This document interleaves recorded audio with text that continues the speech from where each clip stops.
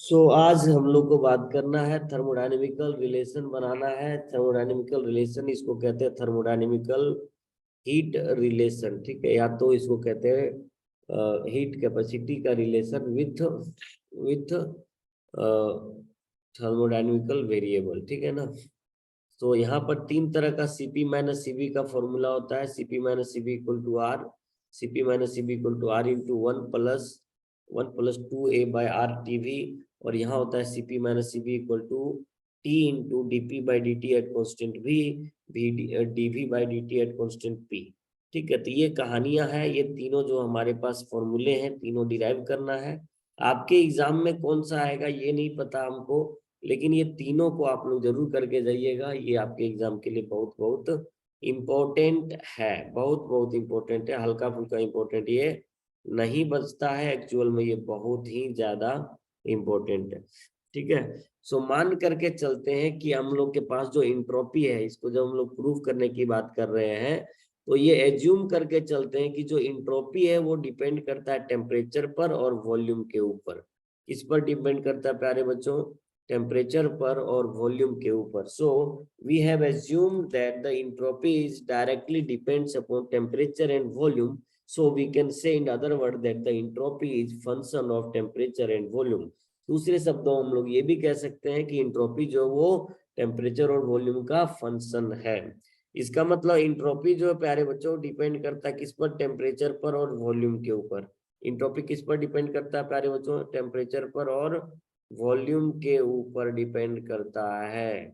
ठीक है, परफेक्ट अगर डिफरेंशिएशन इसका करें, जो कि आप लोग जानते हैं कि अगर कोई चीज है इस तरीके से हमारे पास, तो जब परफेक्ट डिफरेंशिएशन करते हैं इस तरीके का ही नहीं, बल्कि अगर मान लीजिए कि कोई भी चीज, मान लीजिए वाई जो है वो फंक्शन है हमारे पास एक्स और जेड का, तो जब परफेक्ट डिफरेंशिएशन करते हैं तो डी वाई कैलकुलेट होता है। कैसे होता है ये? तो del F by del X into D X, इस तरीके से होता है। ठीक है ना, तो ये बात को आप समझ चुके होंगे। अब हम लोग इसका परफेक्ट डिफरेंशिएशन करते हैं, है ना। क्या करते हैं बच्चों? परफेक्ट डिफरेंशिएशन, ठीक है। यहाँ पर जब परफेक्ट डिफरेंशिएशन करेंगे डी एस, तो ये आ जाएगा ये del S by del T into D T. और बोले जब एक के रिस्पेक्ट में डिफरेंशिएशन किए तो दूसरा यहाँ कांस्टेंट रहेगा, और जब दूसरे के रिस्पेक्ट में डिफरेंशिएशन करेंगे तो पहला वाला यहाँ पर क्या हो जाएगा भाई? कांस्टेंट हो जाएगा। ठीक है, तो ये हमारे पास ds का वैल्यू आ गया है, ये हमारे पास ds का वैल्यू आ गया है। ठीक है, अब हम क्या करें? पार्शियल डिफरेंशिएशन अगर लेते हैं t के रिस्पेक्ट में, टेम्परेचर के रिस्पेक्ट में पार्शियल डिफरेंशिएशन अगर हम लेते हैं, ठीक है ना, एट कांस्टेंट प्रेशर, जहां प्रेशर क्या हो? कांस्टेंट हो। जहां पर प्रेशर क्या हो? कांस्टेंट हो। ठीक है, अगर हम क्या करते हैं? पार्शियल डिफरेंशिएशन लेते हैं एट कांस्टेंट प्रेशर, ठीक है, तब जाकर के क्या होता है सो देखिएगा। ठीक है, मतलब इसी का फिर से हम लोग टेम्परेचर के रिस्पेक्ट में क्या कर रहे हैं? डिफरेंशिएट कर रहे हैं। तो इसी को अगर हम टेम्परेचर के रिस्पेक्ट में डिफरेंशिएट करेंगे बच्चों, तो क्या होगा यहाँ पर? ये d जो है ds बाई डी टी होगा, इक्वल टू यहाँ जो dt लगेगा नीचे की ओर, उससे dt से ये dt कट जाएगा और बचेगा del S by del T at constant भी। ठीक है, प्लस यहाँ पर जो बंदा है वो तो रहेगा ही रहेगा, जो बंदा है वो तो रहेगा ही रहेगा, लेकिन चूंकि इसमें dv है तो इस dv का डिफरेंशिएशन हो जाएगा dv बाय dt। लेकिन अगर टेम्परेचर के रिस्पेक्ट में कर रहे हैं तो इस सिचुएशन पर देखिए, यहाँ लिखे एट कांस्टेंट प्रेशर, तो प्रेशर यहाँ क्या हो जाएगा? कांस्टेंट हो जाएगा। और इस पॉइंट पर भी प्रेशर क्या होगा? कांस्टेंट होगा। देखिए यही चीज हमने यहाँ पर भी लिखा है। आपको ये बात समझ में आ चुका होगा। बोलिए प्यारे बच्चों, समझ में आया क्या? सर वहाँ पे sir del S by D, जो del S by del T है सर, वो डिफरेंशिएट क्यों नहीं हुआ वापस से? हाँ, फिर से बता रहे हैं, फिर से बता रहे हैं, फिर से बता रहे हैं बचवा। यहाँ पर जैसे डिफरेंशिएशन करते ना, तो एक कट जा रहा है, समझे? क्या हो रहा है? सर एक लेकिन सर वो कट। तो टी का फंक्शन है सर, एस भी तो टी का फंक्शन है। अभी वो बता। कैसे डिफरेंशिएट होगा सर? तो प्रोडक्ट रूल लगना चाहिए ना। ठीक है, सुनो,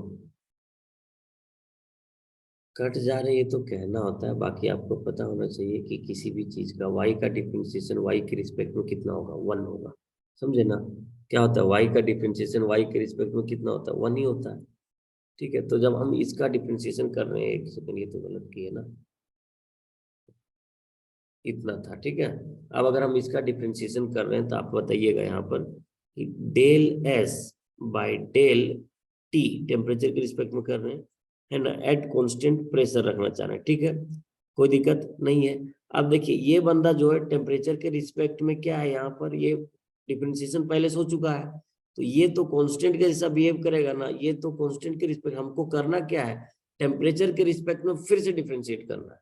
ठीक है ना, तो टेम्परेचर के रिस्पेक्ट में डिफरेंशिएशन फिर से करना है। यहाँ पर ये बंदा वॉल्यूम जो कांस्टेंट है, ठीक है, तो ये बाहर आ जाएगा, ये जो इस तरीके से यहाँ पर बाहर आ जाएगा, और ये dt का जो डिफरेंशिएशन होगा फिर dt के रिस्पेक्ट में, तो आपको पता है कि इसका डिफरेंशिएशन 1 होता है, इसीलिए हम कह दे रहे थे बार बार कट जाता है। ठीक है, प्लस देंगे फिर, और यहाँ पर देखिए, यहाँ पर del S by del V आएगा एट कॉन्स्टेंट टी इंटू, ये देखिए उसी तरीके से ये भी बाहर आ गया, और यहाँ पर भी डिफरेंशिएशन हो जाएगा टी के रिस्पेक्ट में।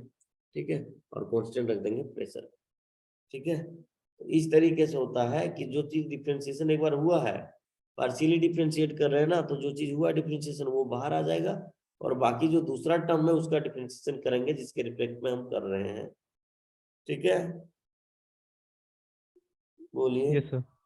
हाँ, सो ये जब हम लोग सॉल्व करेंगे तो देखो ये वैल्यू जो है 1 आ जाएगा, इसीलिए इसको यहाँ पर नहीं लिखे। ठीक है, इसीलिए देखिए यहाँ पर इसको हम नहीं लिखे, इंटू 1 कर दिए यहाँ पर। ठीक है ना, और ये वैल्यू वही रह गया, ये भी वैल्यू देखिए वहां पर जो लिखे थे वही वैल्यू यहाँ पर रह गया है। ठीक है, सो अब क्या कर रहे हैं, मल्टीप्लाई कर रहे हैं टी से दोनों तरफ। अगर हम दोनों तरफ क्या कर रहे हैं प्यारे बच्चों, टी से मल्टीप्लाई कर रहे हैं, दोनों तरफ क्या कर रहे हैं, टी से मल्टीप्लाई कर रहे हैं, दोनों तरफ क्या कर रहे हैं, टी से मल्टीप्लाई कर रहे हैं, दोनों तरफ हम लोग क्या कर रहे हैं, टी से मल्टीप्लाई कर रहे हैं।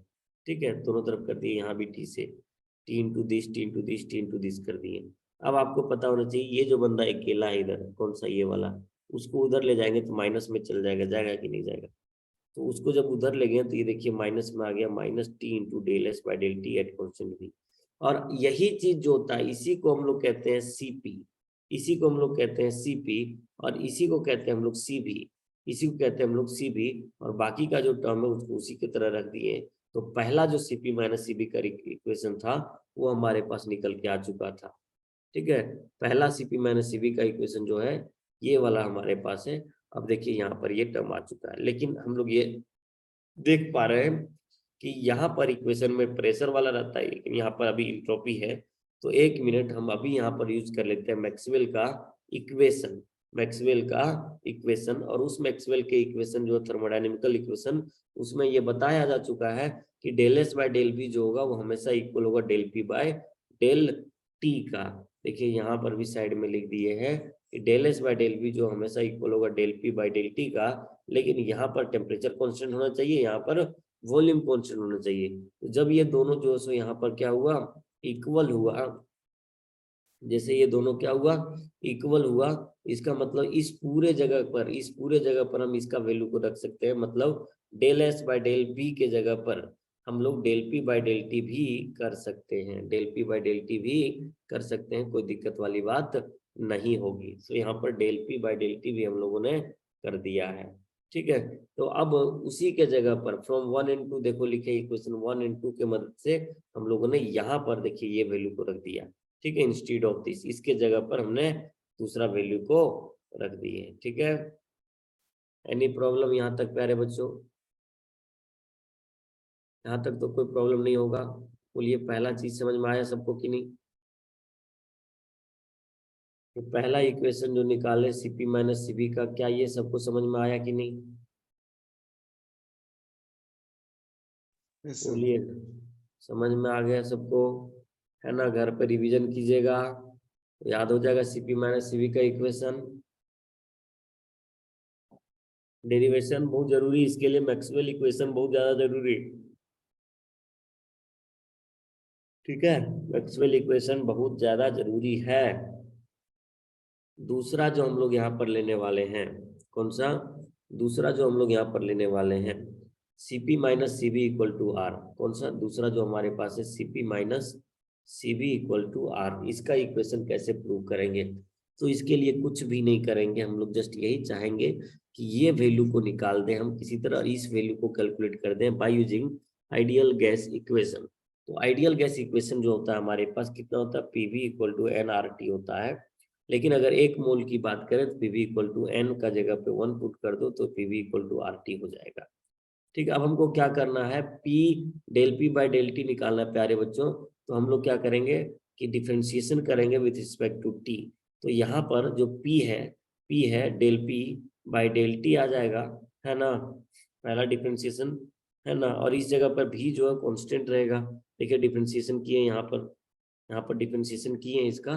तो हम यहाँ पर आपको करके बता रहे हैं कि यहाँ पर u इंटू वी का डिफरेंशिएशन लगाएंगे, फॉर्मूला जो होता है ना प्रोडक्ट ऑफ टू वेरिएबल्स का डिफरेंशिएशन का फॉर्मूला। सो हम लोग वही करेंगे, यहाँ u इंटू वी का डिफरेंशिएशन का फॉर्मूला लगाएंगे। और u मतलब p को बाहर रखेंगे, v का डिफरेंशिएशन करेंगे, है ना, v का डिफरेंशिएशन करेंगे अगर।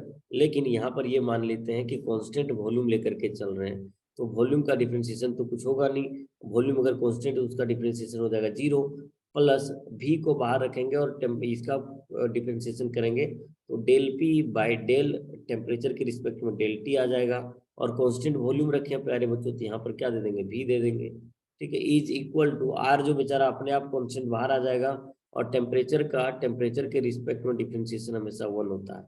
तो यहाँ क्या हुआ, v into D P by D T at constant v will must equal to R आ गया, ये वाला इक्वेशन आ गया हमारे पास। मतलब जब हम del p by del T को लेते हैं तो इसका फॉर्मूला आ गया आर बाई वी आ गया। इसका फॉर्मूला कितना आ गया हमारे पास प्यारे बच्चों, आर बाई वी आ गया है। सो आर बाई वी ये फॉर्मूला आ जाने के बाद दूसरा जो हमारे पास है ये दूसरा हमारे पास है जो कि हम लोग कह रहे हैं आर बाई वी, ये फॉर्मूला आ गया हमारे पास। ठीक है ना, DP by D T at constant V equal to R by V आ गया। दूसरा हम लोग को क्या करना है कि इसका वैल्यू को निकालना है। मतलब आपकी बार वॉल्यूम का डिफरेंशिएशन करना चाहेंगे टी के रिस्पेक्ट में, मतलब इसी चीज को लेंगे लेकिन अब की बार कांस्टेंट क्या रखेंगे बाबू, प्रेशर को कांस्टेंट रखेंगे। तो इधर करके हम आपको दिखा देते हैं कि PV इक्वल टू अगर RT हमारे पास है, प्रेशर कांस्टेंट है, फर्स्ट फंक्शन को बाहर रखेंगे, सेकेंड फंक्शन का डिफरेंशिएशन होगा del P by del T at constant pressure, plus second function को जब बाहर रखेंगे और प्रेशर का डिफरेंशिएशन करेंगे, चूंकि हमने कहा प्रेशर कांस्टेंट है इसका डिफरेंशिएशन हो जाएगा 0, is equal to R constant बाहर आएगा, यूनिवर्सल गैस कांस्टेंट टेम्परेचर का जो होता है वो 1 हो जाएगा। So del V by del T जो होगा प्यारे बच्चों एट कांस्टेंट P, वो कुछ और नहीं कितना हो जाएगा, R बटे P होगा, कुछ और नहीं बल्कि कितना हो जाएगा, R बाई P हो जाएगा। सो हमने दो वैल्यू निकाला है, एक वैल्यू निकाले हमने R बाई V, एक वैल्यू निकाले हमने R बाई P। तो अब इसी के जगह पर यहाँ पर जो हमारे पास है T इंटू ये वाला वैल्यू के जगह पर लिखेंगे हम लोग R बाई V, और ये वाला वैल्यू के जगह पर लिखेंगे R बाई P। ठीक है, तो T इंटू आर स्क्वायर हो जाएगा ऊपर में, और नीचे में जो PV है उसके इक्वल टू हम लोग जानते हैं कितना होता है, RT होता है। तो देखिए एक R से एक R कटा, एक T से एक T कटा, बच गया हमारे पास R। सो वैल्यू निकल के आ गया CP minus CV equal to हमारे पास R, एक रिजल्टेंट में वैल्यू आ गया है। सो ये बात कितने लोग को समझ में आया? देखिए वही कैलकुलेशन हम लोग यहाँ पर भी किए हैं, और बिल्कुल सिमिलर कैलकुलेशन करने के बाद यहाँ पर देखिए प्रूफ करके दिखा दिए हैं CP minus CV equal to R। बोलिए बच्चों यहाँ तक समझ में आया सबको? सिमिलर कैलकुलेशन है, ठीक है ना, जो हम बताए हैं उसको अगर समझ में आया होगा ठीक है, नहीं तो आप ये वीडियो को देखिएगा रिपीट करके, वीडियो रिकॉर्ड हो रहा है हमारे पास, यूट्यूब में जाएगा ये वीडियो, आप लोग उसको देखिएगा, समझ में आ जाएगा। ठीक है ना, कोई प्रॉब्लम? बोलिए कोई प्रॉब्लम यहाँ पर?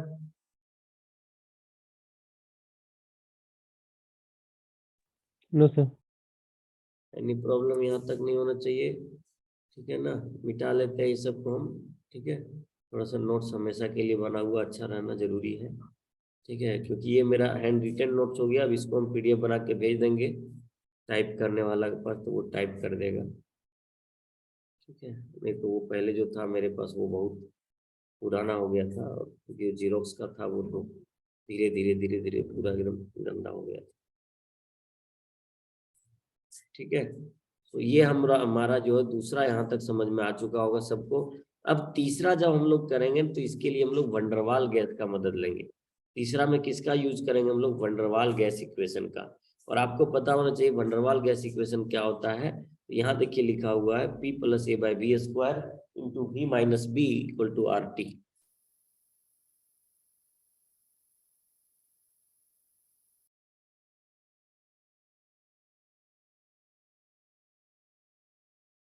ओके, सो ये जो हमारे पास था यहाँ पर वंडरवाल गैस इक्वेशन है। हमको क्या चाहिए बच्चों? हमको कुछ नहीं चाहिए। हमको क्या चाहिए आप यहाँ पर देखिए, सबसे पहला जो डेरिवेशन हम किए हैं बस उसी से आपको पता चलेगा। हमको चाहिए इसका वैल्यू, इसका वैल्यू चाहिए हमको, dp/dt का वैल्यू। ठीक है, तो हम दो तरीके से निकालेंगे, एक बार इसका वैल्यू निकालेंगे, एक बार इसका वैल्यू निकालेंगे। dv/dt का वैल्यू को निकाल रहे होंगे। अब इन दोनों को वैल्यू निकाल करके इसी इक्वेशन में पुट कर देंगे, और पुट कर देने के बाद हमको आंसर मिल जाएगा। ठीक है, हमको आंसर यहाँ पर बोलिए मिल जाएगा। ठीक है ना। सो ये हमारे पास जो है सो ये समझ में आना चाहिए। एक सेकेंड, एक सेकेंड आपका टाइम लेंगे। यस, सो अब हम लोग यहाँ पर इसको वंडरवाल गैस का मदद लेते हैं और उससे हम लोग इसको निकालते हैं। ठीक है ना। तो ये वंडरवाल गैस के लिए होता है। वंडरवाल गैस का इक्वेशन यहाँ पर आप देख पा रहे होंगे। ठीक है ना। अब हम लोग क्या कर रहे हैं इसमें, हम लोग क्या कर रहे हैं कि डिफरेंशिएशन कर रहे हैं, लेकिन इसी इक्वेशन का टेम्परेचर के रिस्पेक्ट में, लेकिन एक बार कांस्टेंट रखेंगे वॉल्यूम को और एक बार कांस्टेंट रखेंगे प्रेशर को। ठीक है, तो जब वॉल्यूम को कांस्टेंट रखेंगे तो जब डिफरेंशिएशन होगा, यहाँ पर देखिए वॉल्यूम कांस्टेंट है और ये जो अपने आप में कांस्टेंट है, ए जो है बाबू, ए तो कांस्टेंट है ना, जो कि वंडरवाल कांस्टेंट कहते हैं स्मॉल ए को, है ना। और ये जो भी है हमारे पास वो वॉल्यूम है, जो कि हमने यहाँ पर कांस्टेंट रख दिया, तो ये पूरा टर्म क्या हुआ? कांस्टेंट हो गया। और इसका डिफरेंशिएशन कितना होगा? 0 होगा। तो देखिए उसका डिफरेंशिएशन हम लोगों ने यहाँ पर कहीं लिखा भी नहीं है, because we know that the term of constant, the constant has the 0 differentiation, constant has a result of 0 differentiation. P का डिफरेंशिएशन किए हैं टी के रिस्पेक्ट में, तो देखिए del P/del T at constant हमने वॉल्यूम रखा था, तो वॉल्यूम को हमने यहाँ पर लिख दिया है। ठीक है, इंटू V - B जो बचता है प्यारे बच्चों, क्या बचता है? V - B। अगर इसको ध्यान से देखोगे आप लोग तो ये V तो कांस्टेंट है, B भी कांस्टेंट है, तो V और B दोनों जो है इधर आ जाएगा हमारे पास, इधर आ जाएगा। ठीक है, और अगर हम इधर से हटा करके लिखना चाहे तो इधर नीचे डिवाइड में आ जाएगा। ठीक है, और RT जो था उसमें R को रखें और T टेम्परेचर के रिस्पेक्ट में डिफरेंशिएशन हमेशा 1 होगा। तो ये वाला बात कितने लोग को समझ में आया? ये वाला बात बोलिए प्यारे बच्चों, ये कितने लोग को समझ में आया? रिप्लाई से आप लोग बताएंगे कितने लोग को ये बात समझ में आ चुका है। रिप्लाई करके बताएंगे जल्दी से, बिना किसी टाइम लिए हुए स्टार लिखे। क्वेश्चन समझ में आया क्या? नहीं समझ में आया? नहीं समझ में आया जी? चलो एक बार और यहाँ पर कर रहे हैं हम। ठीक है, एक बार और हम यहाँ पर कर रहे हैं। ठीक है, ओके, कोई बात नहीं, नहीं समझ में आया। जरूरी भी है कि मतलब ये कोई जरूरी नहीं है कि सबको सब चीज सब समय हमेशा समझ में ही आ जाएगा। ठीक है ना, तो कोई दिक्कत नहीं है। आप लोग बोलने में पीछे मत हटिए कि नहीं समझ में आया। सो P + A/B² × V - B = R × T होगा। सो P जो हमारे पास है प्यारे बच्चों, P जो हम लोग डिफरेंशिएशन करेंगे और यहाँ पर इसके साथ एडिशन में कुछ चीजें हैं, और एडिशन में जो चीजें रहता है, जैसे P+ हम 5 लिखेंगे तो इस 5 का डिफरेंशिएशन 0 होगा। उसी तरीके से एडिशन में जो कांस्टेंट है उसका एडिशन मतलब जोड़ने में जो कांस्टेंट आया वो वैल्यू 0 देगा। तो P का डिफरेंशिएशन जो होगा प्यारे बच्चों, del P/del, हम लोग टेम्परेचर के रिस्पेक्ट में कर रहे हैं लेकिन वॉल्यूम को कांस्टेंट रख रहे हैं, इसका डिफरेंशिएशन कितना होगा? 0 होगा। तो ये तो 0 हो गया, खत्म। इनटू ये बंदा जो है यहाँ पर देखिए V भी कांस्टेंट है, B भी कांस्टेंट है, और आपको पता है कि 5x² रहता है, तो ये 5 को कांस्टेंट ट्रीट करके बाहर निकाल देते हैं, ना कि 0 करते हैं। 0 किसको करते हैं? जो प्लस में रहता है या माइनस में रहता है। डिफरेंशिएशन अगर याद हो तो 0 किसको करते हैं? जो प्लस में रहता है या माइनस में रहता है। 0 किसको करते हैं? जो प्लस में रहता है या माइनस में रहता है। ठीक है, सो V - B जो होगा प्यारे बच्चों, कांस्टेंट बाहर आ जाएगा, R का R रहेगा, T का डिफरेंशिएशन 1 हो जाएगा, क्योंकि टेम्परेचर के रिस्पेक्ट में डिफरेंशिएशन 1 हो जाएगा। ठीक है, तो जब del P by del T निकाल रहे होंगे हम लोग एट कांस्टेंट भी, तो यहाँ आर तो बचा हुआ इधर और ये भी माइनस बी इधर मल्टीप्लीकेशन में था, इधर आएगा तो डिवीजन में जाएगा। बोलिए बच्चों यहाँ तक कितने लोगों को समझ में आ गया? वही चीज देखिए हम लोग यहाँ पर भी लिखे हैं। बोलिए यहाँ तक कितने लोगों को समझ में आ गया? How many of you have understand this topic, this differentiation? Tell me any one of you, any one of you, reply fast, reply समझ गए fast. Sir. Okay okay okay. समझ गए सर। अब हम लोग जो बोले थे नियम के अनुसार से, अब इसी का डिफरेंशिएशन फिर करेंगे, लेकिन अब की बार प्रेशर को कांस्टेंट रखेंगे, और प्रेशर को कांस्टेंट रखेंगे तो यहाँ पर इधर हम करके दिखाते हैं। जैसे P plus A by B square था ना, इंटू भी माइनस बी था ना, equal to R into T था ना।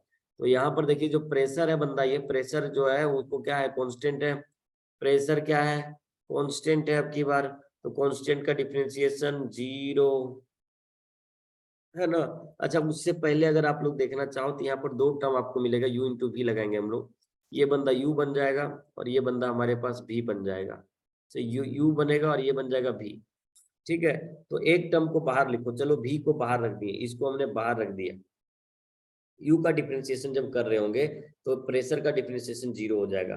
प्लस 1/x² का डिफरेंशिएशन होता है माइनस, माइनस में कितना होता है, माइनस बोलो कितना था, 2a बाय दिस का क्यूब होता है। 1/x² अगर कुछ चीज है बच्चों तो इसका होता है -2/x³ होता है। 1/x का डिफरेंशिएशन कितना होता है, -2/x² होता है। ठीक है, डिफरेंशिएशन करने के लिए सीखना पड़ेगा क्या आप ग्रेजुएशन में आकर के? नहीं ना, तो इसको शॉर्ट में आप लोग समझ जाइए, आप लोग जानते होंगे इसको, समझे ना। और मैक्सिमम लोग जानते होंगे कि इसका डिफरेंशिएशन कैसे होता है। सो अगर नहीं जानते तो एक सेकंड के लिए यहाँ पर a/v² जो वैल्यू उसको लिख सकते हैं a इंटू v का पावर -2, और a तो कांस्टेंट है बाहर आएगा, -2 भी कांस्टेंट है बाहर आएगा, v का पावर -2 था, अब एक और माइनस हो जाएगा तो बन जाएगा यहाँ -2a इंटू वी का पावर -3। और अगर हम चाहें तो 2a माइनस में रखेंगे, v का पावर -3 नीचे ले आएंगे तो +3 बन जाएगा। लेकिन हम ऐसा क्यों चाहें? हम ऐसा नहीं चाहेंगे, हम चाहेंगे कि जो v है वो ऊपर ही रहे। v जो है कहाँ रहेगा प्यारे बच्चों, ऊपर ही रहेगा, तो ये पावर माइनस में रहेगा। तो इसका डिफरेंशिएशन सबको समझ में आ गया कि नहीं? बोलिए, सबको समझ में आया कि नहीं आया? v का डिफरेंशिएशन आ गया, v के रिस्पेक्ट में था, लेकिन अब v का डिफरेंशिएशन को हम t के रिस्पेक्ट में करने के लिए जा रहे हैं। v का डिफरेंशिएशन हम किसके रिस्पेक्ट में करने के लिए जा रहे हैं, t के रिस्पेक्ट में करने के लिए जा रहे हैं। तो v का डिफरेंशिएशन t के रिस्पेक्ट में ये बंदा हमारे पास दे देगा, जहां पर प्रेशर कांस्टेंट है।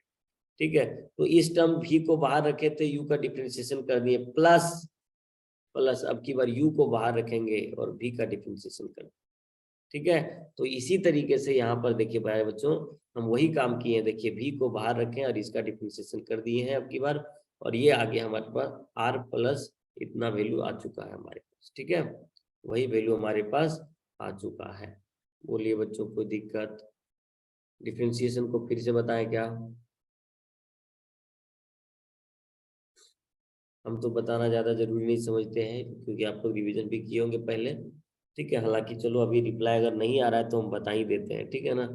तो यहाँ हो जाएगा p plus A by B square, constant बाहर आ जाएगा, और इसका डिफरेंशिएशन करेंगे तो del v by del T at constant p होगा, और p तो 0 है तो माइनस देंगे तो इसका 0 हो जाएगा, जो कि कोई वैल्यू में अंतर नहीं है, इक्वल टू हमको r रिजल्ट मिलेगा। ठीक है, सो अब आप देखो कि यहाँ dv बाई dt जो है दोनों में है, dv बाई dt जो है सो दोनों में है एट कॉन्स्टेंट p, बाहर निकाल देंगे हम लोग, है ना। बाहर निकाल देंगे, यहाँ क्या बचेगा, यहाँ बचेगा v minus B into -2a v का पावर -3, यहाँ क्या बचेगा, plus p by a by v square equal to r बचेगा। ठीक है ना। अब इसी को दूसरी तरफ लेके जा रहे हैं और दोनों को सॉल्व कर दे रहे हैं। सॉल्व करने के बाद ये वैल्यू आ जा रहा है। अब इस वैल्यू को हम पुट कर दे रहे हैं। ठीक है, देखो वही लिखे, putting the value of this and this in equation star. Star equation कौन था जो सबसे पहले हमने निकाला था, सीपी माइनस सीवी का इक्वेशन, ये था हमारे पास स्टार। ठीक है ना, तो इसमें हम पुट कर दे रहे हैं, और पुट कर देने के बाद डायरेक्टली बिना किसी गणित के अप्लाई किए सिर्फ कॉमन लीजिए और आपका ये आंसर आ जाएगा। तो इस तरीके से 3 तरह का हमने सीपी माइनस सीवी का इक्वेशन को सॉल्व कर लिया है। ठीक है, ये तीनों तरह का सबको समझ में आ चुका होगा, बोलिएगा। तो ये तीनों तरह का सबको समझ में आ चुका होगा, आई होप यहाँ तक, ठीक है ना। तो ये हमारा आज का टॉपिक था, बोलिए समझ में आया कि नहीं, बोलिए यस कहीं सर। और, है ना। तो CP minus CV equal to R जो हमारे पास ये आज हमने प्रूफ कर दिया है, ठीक है ना।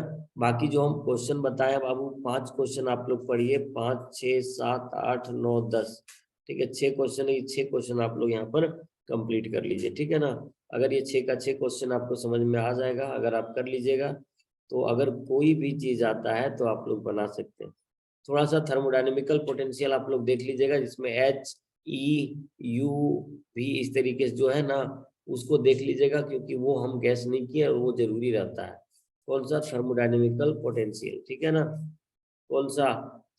Thermodynamical potential. ओके स्टूडेंट्स, सो अभी हम क्लास यहीं तक रखते हैं, है ना। बाकी हम अगले दिन करेंगे, ठीक है। Okay yes sir.